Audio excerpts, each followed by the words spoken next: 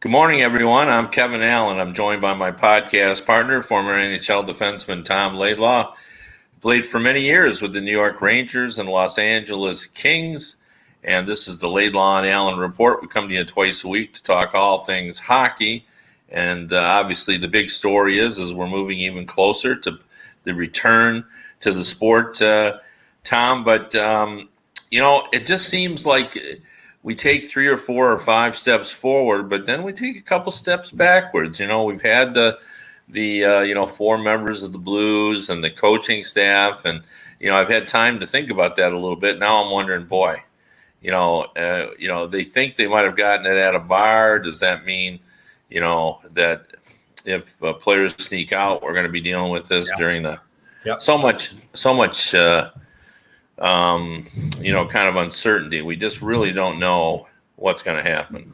Well, and I was listening to about the NBA, them talking how their commissioner was kind of worried that what's going to happen. So if everybody's got a quarantine before they go into the kind of like the safe zone, so they come to, in their case, they're going down to Orlando. They've got to quarantine first and make sure that everybody is clean. There are no cases, and then they put them into their so-called bubble so they can begin practicing and training camp and then ultimately playing. But yeah, you're right. I mean, that means, okay, so if that really works, and now everybody that enters into that safe zone or that bubble is now, they're all negative. There are no positive tests. And that's to me, how do you, is it going to be that sterile? I mean, people coming and going, the workers, like you said, people sneaking out. What happens when they now go from their hotel to the arenas where they play, getting on buses, those kinds of things? Man, that's like I was just reading in the I think it was TSN site there how Williams of Carolina. I was kind of worried what happens if we start getting these positive tests once we go back to play.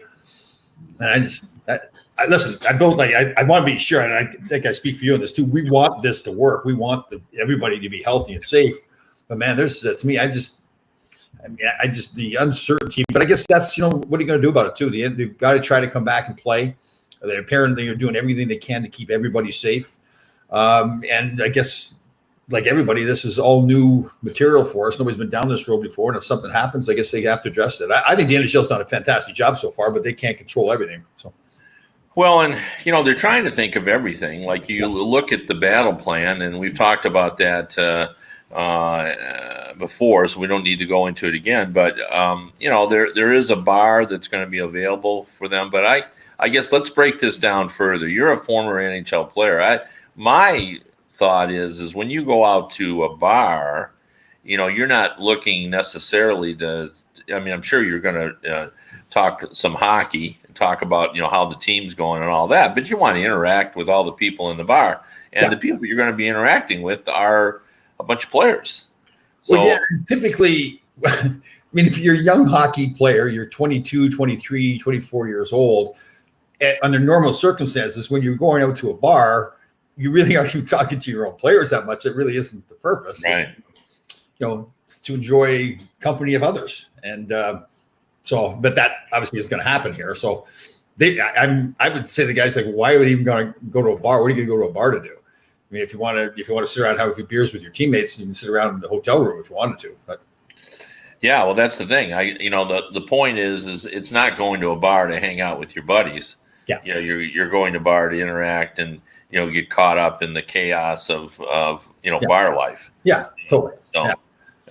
So I mean, I totally. And my first thought when I read that Blues story was like, we haven't even got to training camp yet. Like we haven't got to training camp. And the guys are showing up in town, and 4 of them, you can see it happen. And hey, let's go out tonight. Oh, absolutely. That's one of the things. That's one of the great things about being a professional athlete or being on a team. This doesn't mean a professional athlete is the camaraderie with your teammates. And when you're old enough and it's safe, what part of that is going out to someplace and having a few beers together, socially, and laughing and joking and being the young men that they are. So I just like we talked about it before.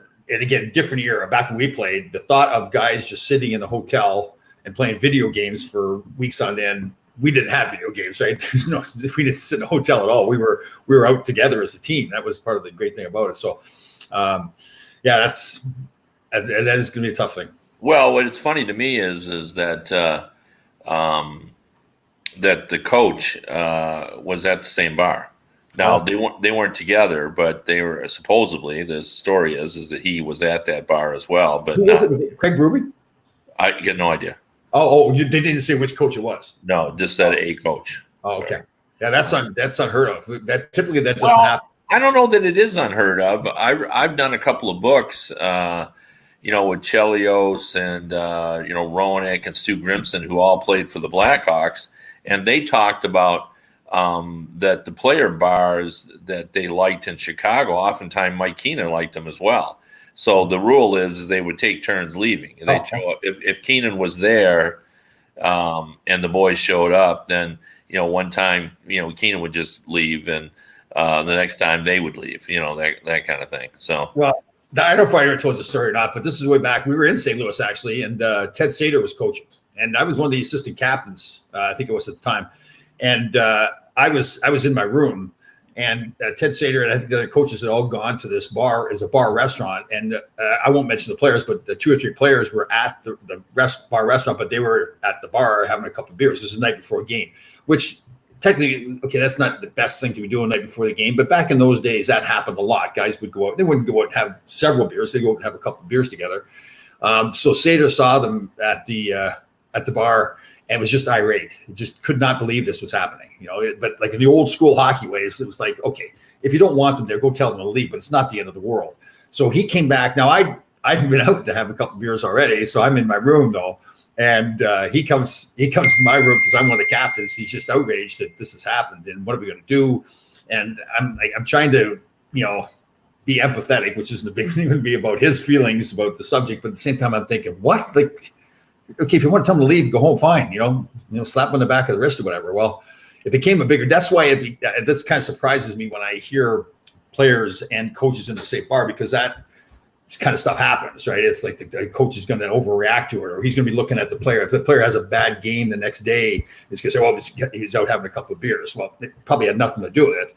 And in that situation, he actually ended up benching those players halfway through the game because he felt that they weren't playing as hard as they should have been because they were out having beers in there before. So, yeah, well, and it's possible, depending on the size of the bar, as we all know, that coaches could be in there and you not even know it. Totally. No, very true. Yeah. Yeah, they could be, in the St. Louis thing, if the guy was indeed there, and, I wasn't there, so I don't really know. But if the coach was there, he could have been in the corner with a couple of his friends and not even known that the players were there. And the season really hasn't even started up again yet anyways. It's really off season, so shouldn't really be an issue. But no. It is funny here. Like that was the one thing, we're getting off topic here a little bit. It was funny when we tell these stories, because that's one of the things when you, especially back when I played in the 80s, you didn't really anticipate as a player coming along. And it was meant to be a good thing. Like the Philadelphia Flyers in the 70s, supposedly they had a small little bar that was their hangout. And I guess the day it burnt down, I don't know if you saw that documentary, but the day it burnt down, the players all showed up with black armbands on their jerseys the next day because they're mourning the loss of the bar. So it's just, and they were close. It's been, my experience from talking to guys that, they tell you these stories about how, the guys were out and, they were, they had too much to drink the night before games and so forth. And it was probably serious stuff back then in terms of the coaching staff. But years later, everybody looks back with great fondness about the bonding and the camaraderie of all those. I think Herbie Brooks, when he coached, he would actually kind of pretend that he didn't want it to happen. But I think deep down inside, he liked the fact it wasn't you sitting at the bar drinking. It was the fact that we were all together as a team. That's what he really wanted. And that's what most coaches wanted too. There's times that he would, we had a little establishment in Rye, New York, where we would go to as a team. And Herb knew what everybody drove. So he would drive by the bar to see whose cars were parked in front of the bar or whatever. So he would he'd come the next day and he'd get in my face and he's Tom, I drove by there. Your car was parked in front of the bar for 2 hours yesterday. And it was funny because once I got to know him after a while, I said, Herb, I was there for 4 hours. I don't know what you're talking about. I was there for 4. It's hilarious. Yeah. Tom, I wanted to talk about a couple of things other than the competition today. And the first is there's been so much talk about how and really some people have expressed outrage that one of the teams that will be competing in that qualification round to get to the final 16 in the playoffs. So the losers of those play-in series, the best of fives, are going to get in, are going to win the number one pick and get Alexis Lafreniere, who's supposed to be a difference maker of the highest order. So my question to you is, and I have my three in my head already, of those 8 teams, what teams do you think are the 3 teams that you think it would be the biggest advantage or good for hockey and good for that team if he ends up with that team? Like, That's who's that? All right, so just so everybody's clear, I know we talked about this before. So when they had the draft lottery, part of the initial, there was 2 stages to it. The first stage was to all the non-playoff teams had a chance, ball would come out in their favor, and then like I said, there'd be one opportunity for one of those 8 teams that loses in that preliminary round to go in, and ended up that pick ended up being the first pick overall. So there was only a 25% chance of that happening. Yeah, right. So, man, I'm trying to. And they got equal chances now. Now that we're there, the losers from that first series, collections of series, everybody has an equal chance of getting it. So, like if the Penguins lost and the Arizona Coyotes lost, the Penguins and the Coyotes have an equal chance of getting that number one pick. Right. So I'm going to go. So we're going to pick 3 teams. 3 teams. See, I think the Montreal Canadiens, like it's Montreal, and I think I would love to see Montreal be having a better team than they've had recently. I just think it's a shame to have a city like Montreal be that crazy about hockey, have so much history. So I'd like to see Montreal be one of them. I like, and we've talked this before too, I like what Columbus did there. Was it last year when they traded away a lot of prospects to get those top players to try to take a run at it and get themselves to the playoffs? I think they, partly for that reason, and I like them, and I like the way Tortorella coaches that team, plays hard. I'd like to see them get a top pick. And I'd like to see the Chicago Blackhawks have a chance as well. I just think that they, again, that's a strong franchise with a big history and everything. I would love to see them have a little jump ahead now by getting that top pick. God, we've just been hanging out too long together. Oh, really? Yeah. My number one pick is the Montreal Canadiens, obviously, the French-Canadian angle. And just to be clear, everybody, we did not talk about this before. No, not at all. Not at all we didn't. But I just think this would be a nice fit for them. And I think they need an offensive star. And this kid's it. And I think this is a guy that they've sort of been waiting for. I think this could reignite.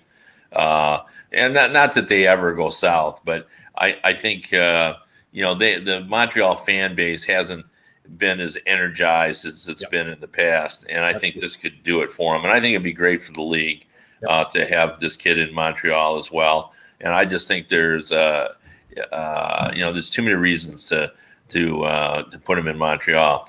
And my second pick was the Blackhawks. I just thought, they've gone stale there. They won. They had a lot of success. Now their players have gotten older. Now, another offensive star isn't their biggest need, but boy, adding him, and again, he'll be on the entry-level contract for 3 years, so he won't impact their salary,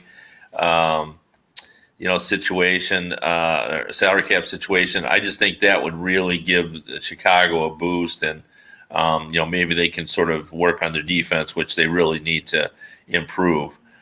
So I had them as number 2, and I thought that would be a lot of exposure he would get too, because Taves and Kane are still there and still playing at a high level. Yeah, especially Kane. Yeah, you're right. Yeah, and DeBrincat is obviously there as well, and a real exciting player. And then my third pick is where we part company. I struggled. I had 2 teams, and I went back and forth on it. I had the Coyotes. Because I think they really need a star, and they desperately. And I don't know whether they're going to be able to keep Taylor Hall, and they have so much trouble scoring goals. And I just think it would be nice to see, a premium player down there. It's funny, they grew one in Austin Matthews. I mean, the Scottsdale area, or where he grew up in Arizona, but they weren't able to keep him. So they can get a a player of Matthews' magnitude in terms of impact anyway. So I think that would be good. That's why I decided to go with I gave them just a slight edge over the Carolina Hurricanes, who I thought, boy, that would be fun. They're putting together a nice team down there. Yeah, I thought of it, but I almost thought they were like too far ahead of everybody else. Like those other teams needed that top pick more than Carolina did. That was I think that's fair, Tom. But I just think they've got exciting, fan base or exciting collection of players there up front. And I just thought, boy, he would fit nice with that mix. And I really like the idea of him with Brind'Amour too. I just think, I think Brind'Amour would get a lot out of him. Yeah. So those are my three. No, that's bad. That is bad. We're agreeing way too much. I know that's ridiculous. Anyway, and then the other thing I wanted to have some fun with is I went to Statista.com, which is a stat organization. They do some real interesting stuff. And one of the things they had there was the value of franchises. Ooh. And so I thought I might test you a little bit on what you think, and then maybe we can debate whether or not they have these right in terms of their value, because I really disagree pretty heavily on 3 or 4 of these. Okay. Where they're ranked or the actual? Well, how much we think we could get out of them. And I'm surprised that they're, where they are. I'll say, so who do you think this group thinks is the most valuable franchises? All right. Okay. So I guess, well, they're all evil. I was going to say, well, it's hard to tell right now, the numbers because of the revenue. Well, this was as of 2019. 2019. Okay. So the number one ranked team as value would be the New York Rangers. Correct. And any idea what they're worth? $1.2 billion. 1.6. Oh, wow. That's what they peg them at. Wow. And who would you say is number 2? Toronto Maple Leafs. Right on the money. They're 1.2. 1.5. Oh, okay. Wow. Okay. 3. Montreal Canadiens. Absolutely. What do you think they're at? 1.2. 1.3. Just keep guessing. Yeah. Now, already in that group, I just have just a slight bone to pick. Just a slight one. Yeah. You got lots of money, Tom. Let's just say you got lots of money. Yep. And you're looking to buy a franchise. Right. And they came to you, that conglomerate that owns the Maple Leafs. Right. And they said, we'll give you that for $2 billion. Wouldn't you think that was still a good bargain? Because there's still a lot of potential with the Maple Leafs. Like, you can keep raising the cost in Toronto, and people will keep paying that. Yeah. Like, I just think, I don't know. And they haven't been hit. The tricky thing with these sports franchises too is what comes with the team. Like what other revenue sources, if you're going to,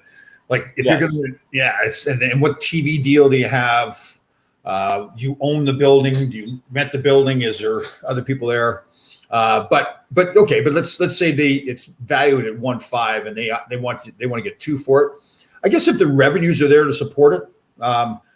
What's the funny thing? You think back, well, Michael Zanian is a friend of mine who does all that stuff with Forbes magazine. He values all the franchises. And he had showed me a stat one time. He compared the values of franchises rising to the stock market. So if you invested, $10 in some stock, or you invested $10 in a sports franchise in 1980, well, the sports franchise value had gone up higher and higher than the stock market did. I mean, and sometimes you think, well, like every time a team is sold, they get $500 million as an expansion fee for the Vegas Golden Knights, and they get $750 million for Seattle, the new team in Seattle. So that was, I don't think it rises that much all the time, but that's indicative of how much sports franchise values continue to go up and up. So yeah, I guess like your argument's a good one. Okay, if you buy it for $2 billion and hold it for 10, 15, 20 years, will you sell it for more than $2 billion plus make profit off it? I would think so, yeah. Yeah, I just think that you could make an argument that the Maple Leafs, if they're not ahead of the Rangers, I think both of those, they're only, both of them are about the same. Because the Rangers are printing money in their basement as well, pretty much. Right. And you again, know. how are they dividing up those revenues, right? The Right. extra revenues. That's is it the same in both buildings? You know, and Madison Square Garden for the Rangers is an iconic venue, and stuff comes in there. I mean, you know, people always, you know, want to play Madison Square Garden, MSG. Billy Joel has concert there once a month. I think he has for the next. He holds the record for sure for most appearances. And in the old days, they used to get, you know, the top boxing matches and, you know, all kinds of things. And even when other buildings have gone up, like in Brooklyn, they've got the new arena there now. I was always thinking, well, geez, is that going to cut into their business? Like, are other people going to go to other venues for concerts? But your point's well taken. You know, Madison Square Garden is so unique. It's in the middle of Manhattan. It's like the world's most famous arena. It really is. Like when you're playing there, like I guess I didn't realize how iconic a building it was while I was actually a Ranger. It's when you finally go away and then come back and you realize, wow, I was playing at Madison Square Garden. So it is special. Now, who do you think the number 4 team is? Chicago Blackhawks. Yes, right on the money. My gosh, you have this down. Yeah. Chicago. You don't have that called up on your computer screen. No, I do not. No, that's just. I think the most recent Forbes magazine was so, and I remember reading that. And that's probably what I remember it from. So yeah. And they're $1 billion, just over $1 billion. Right. And then where do we go from there after the Blackhawks? Philadelphia. No, Philadelphia is a little bit below there. So we had Chicago. Oh, Detroit Red Wings. Nope. Oh, no, still no. Wow. Wow. Where am I going here? I don't know. Okay, well, and then right after that we have your Red Wings and Flyers, but the Flyers are at. I'm going to go back to that, but the Flyers are at $825 million, and they're 1, 2, 3, 4, 5, 6, 7th. The Red Wings are at 8th, and the Capitals are 9th. Forgot about the Capitals. That's right. Nice arena downtown. That's right. Winning Stanley Cups. Yeah. Wow. Yeah. Now, who do you think is in the 1, 2, 3, 4, 5, 6 spot ahead of the Flyers at $850 million? Wasn't it just the Capitals? Is that what we? No, the Capitals are down in 9th place at $775 million. Sixth spot. So Detroit and Philly and Washington are down. Jesus, Dallas? No, it's surprisingly it's the Los Angeles Kings. Oh, okay. But you know, when you think about it, you make a good point here. How will we value those? Because you know, the Staples Center, like isn't that kind of in the entertainment capital of the world? Yeah. You know, you would think that. Yeah, that makes sense. Again, they're probably using some form of the. I don't even know if they're. I don't know these guys. I don't want to be critical, but I don't know if they know the exact. That every building is not the same, right? What is the deal? Like that. Like in my experience with these buying and selling teams, I've had some investors in the past that have looked at these teams, and that has always been the thing. Okay, like the Kings, for example, in their case. What deal do you negotiate? Like, do you keep the current owner in there so your landlord is really your partner still? And then how much is that? And then what revenues do you get? What suite sales do you get? What concession sales do you get? What parking sales do you get? So, so when you look at it, that makes sense with LA though, with that building, that you got to get some of those revenues, and therefore your value is going to be higher. Yep. Now, I'm really surprised that you didn't get the number 6 or number 5 team, because it's one of your favorite teams, and because you really love how they play the game. And so Boston Bruins, yes. Boston Bruins, yeah. Oh, man, I forgot about them. Yes. Yeah. No, and obviously they're an institution. They've just been around, original 6 teams. So if you look at it, 1, 2, 3, 4, 5 of the original 6 are in the top 5. Right. And then Detroit's down at 8th, right? So. Right. And then you got the Kings. So like that says a lot about you know, and we can trace this all the way back to Gretzky. You know, Gretzky going to LA Yep. which suddenly makes hockey, Yeah. more vibrant, more viable Right. in Southern California, which leads to them getting a new arena, and all that. And that was interesting because I was part of all that. I remember when I got traded there, the feeling was there's 21 teams at the time, and LA was the only team down south. I mean, there was no Dallas, there's no Florida teams, no San Diego, no Anaheim. And, people always in the hockey world felt like hockey is that you didn't want to play there because there's too many distractions. Nobody cared about it, whatever. But once I got there, well, especially once Gretzky got there, it became the place to be. People wanted to be there. I loved playing there. I loved New York. I loved LA. But I'll tell you, he really, to your point, he really did put hockey on the map. Like I watched it happen. We had a good crowd, with like 12,000 people, whatever, coming to games. But when Gretzky came there, it turned into the place to be in Los Angeles. All the movie stars were there all the time. So it was every game was, and even when we went on the road too, like we packed buildings on the road. Like maybe it was a Tuesday night in St. Louis or something where normally the Kings wouldn't draw well. Well, the building was packed because Wayne Gretzky was there. Yeah. Well, and he started the tradition, and then the Kings themselves, with a strong team winning a couple of championships, they cemented it. And all those celebrities that came, when hockey was a novelty, when Wayne Gretzky showed up, now they're just diehard Kings fans. They've been at this a long time. Like Gretzky was 88, so that was 32 years ago.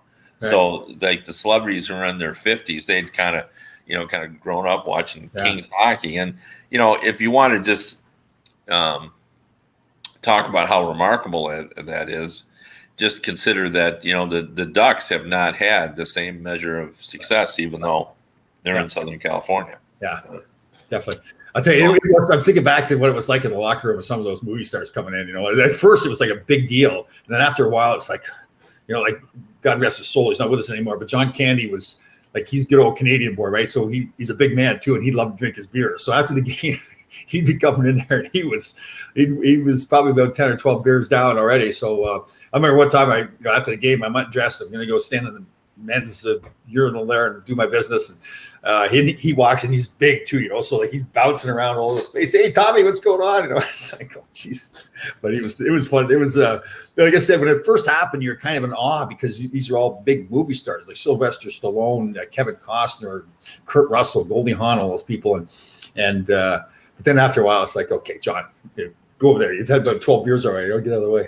So. Yeah, I liked covering the Kings back then because it was fun. You really didn't know, who you were going to run into, and you would run into everyone. It reminded me a little bit of, Nicole Kidman, of course, is with the country star. Now I'm drawing a blank. She's with Keith Urban, but Keith Urban, She was with Tom Cruise back then, right? Yeah, but I didn't see her back at the Kings, but she was at the Predators during the finals. She was at the Predators game. So, she was wandering around, and, it just adds a different layer to it. She was there once with Tom Cruise, and we were laughing because they were standing down by the glass, and they're standing beside each other. And I didn't realize how short Tom Cruise was. Yeah. And so, I've seen all the movies and all that kind of stuff, and it's just one of those things we're all standing around looking, and there's Tom Cruise going, he's not very big, man, and she's tall. No.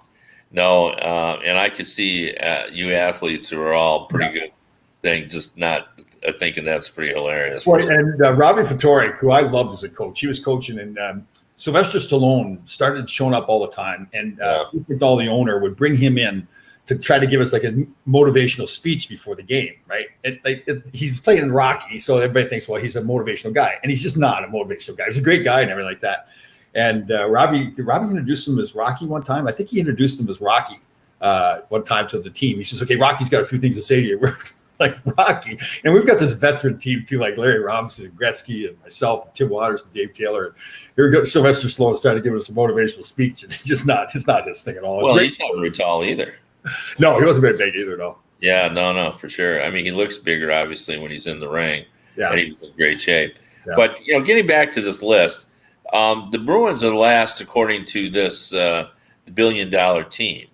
Now, $1 billion is a lot of money, but I would argue that if you were going to sell the Kings now, the Flyers, the Red Wings, I don't know about the Capitals, maybe, but the Canucks are at 740. Now, this is one I'm really bothered by, and not as much as another one, but The Pens are listed at $665 million.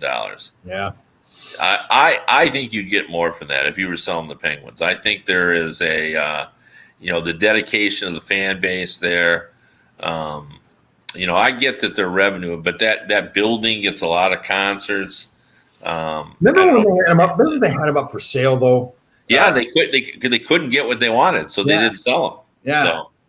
So maybe that's why that's here. Yeah, definitely. Yeah.